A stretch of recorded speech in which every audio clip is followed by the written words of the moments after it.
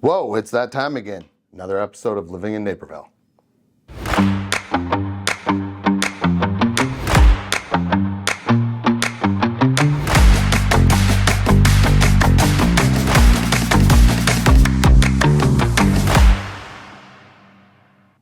Rick, thank you so much for taking the time out of your busy day to meet with us today. I'm excited to show our audience what RPC is all about. Well, thanks, Dan. Absolutely. It's a pleasure. So Rick, tell me, what brought you to this point of leadership and coaching?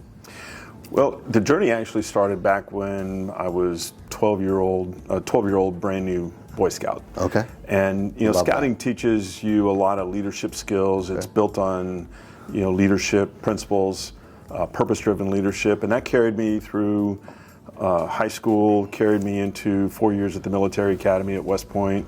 And then, of course, a career in the military, then in the corporate America. Okay. And, as I went through all my different experiences, I saw that really what's missing, if you will, is leadership done the right way. Gotcha. So I guess at this point, when we started the practice 16 years ago, I'm on a personal crusade to fix leadership one leader at a time. Gotcha. And coaching is the best way to do it. And elaborate a little bit more on purpose-driven. I think that's a pretty powerful statement. Well, it is, and believe it or not, I had an opportunity to exercise that as a 14-year-old. Okay. I was a senior patrol leader, which is the senior boy leader in the Boy Scout troop. Yep. And we were getting ready to go on a camp out, and I saw the Scoutmaster put a chainsaw in the trunk of his car. And what's he doing with that? well, he was going to cut firewood with Okay. it, and one of the purposes and principles of scouting is how to properly use a knife and an axe. Yeah. And so I went up to him as a 14-year-old. By the way, he was an Army full colonel. Wow. And I went up to him. I said, "We don't need the chainsaw." And I explained why. Yeah. And he took it out of the trunk of his Use car. our hands. And Yeah. well, I mean, the principles of scouting were all around woodsmanship. Yep.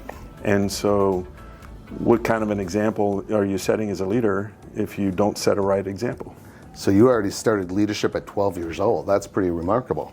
It's those opportunities that you have. Yeah. I'm also the oldest of 7 kids. Okay. I've had 37 addresses by the time I was 40. 37? So I've had many an opportunity to practice leadership on a lot of different levels. Tell me, why is coaching so important to all business owners? Well, business owners have a lot of choices. Business leaders have a lot of choices. A lot of times we hear about consultants, right? People are always hiring consultants. That's all you hear nowadays. Well, pretty much. And there's, consultants have a very distinct purpose. They come in, they're the experts, they tell you what to do, but the engagement by the client is minimal because they're telling you what to do. Gotcha. Coaching is actually on the opposite end of the spectrum, where in coaching, just like in sports, I never get on the playing field, right? I'm the guide on the side, Sideline, as it yeah, were. yeah. And so we use coaching when the business owner has the skills, has the wherewithal, but is just almost can't get out of their own way. Okay. And so, a good coach's superpowers are their objectivity, their ability to hold the business owner accountable to what's going on. Okay. Because a consultant typically doesn't do that. The consultant doesn't say, okay, here's what you need to do, and then sticks around to make sure that you actually apply it. Whereas a coach actually does. More hands-on? I'm a partner. Okay. Right? I like that word. Right? I'm a Okay. partner for that business owner. Okay. So that, when they're trying new things, invariably some of it's going to work, some of it's not. Yeah. And I'm there to help them thought partner through how to make the necessary adjustments, hold them accountable to things that they're going to say, that Okay. they're committing to do. Okay. It's not my business. So my job is to help you commit to yourself what you're going to do to grow your business. I mean, you Yeah. know that as well. Yeah. Right? Tell the audience, how often do you typically meet with somebody?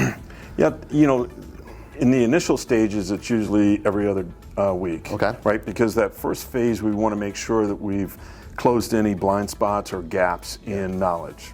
Okay. And then we come out of that with a goal or two to look forward and how do we develop into a better version of ourselves. And then we expand it to every 3 weeks, and then ultimately we get to every month. And I have clients I only meet a couple times a year when they need it. Gotcha. Right? My job is to create a strategic partnership, but not create a dependency. So tell me, what's unique about RPC leadership? Well, you know, what's interesting is when I go to networking events, people ask me what I do. Yep. All right, standard question.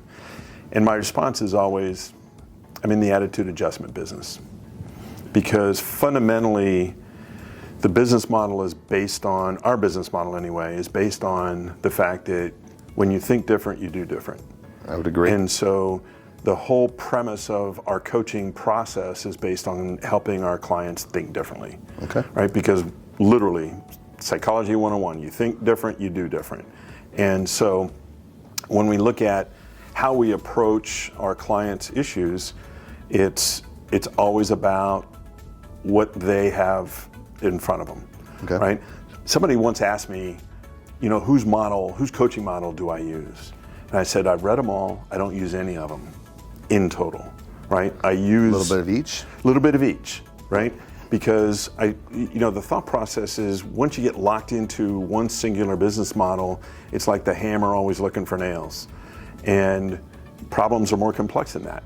You know, I work with nonprofit leaders, I work with corporate leaders, I work with small business owners and individual professionals. Shoot, I even work with students.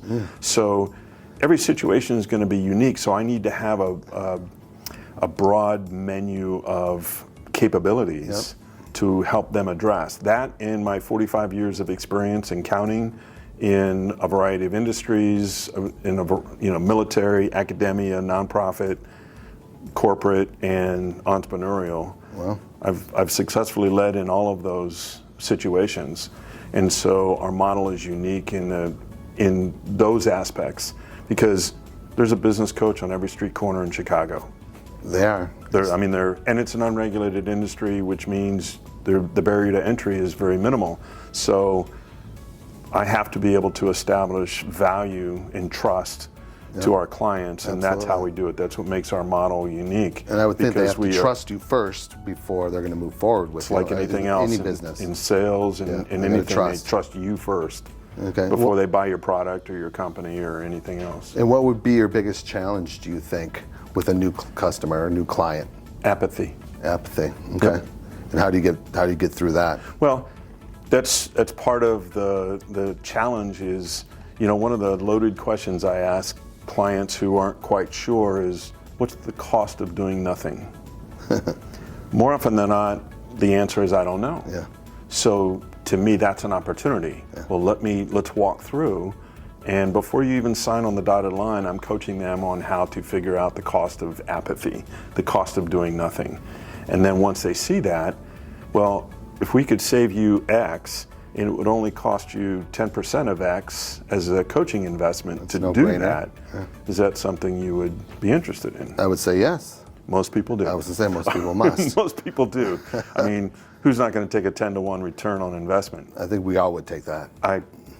Most smart people would. Right. Excellent. Well, thank you so much for sharing RPC with our audience today. I really appreciate your time.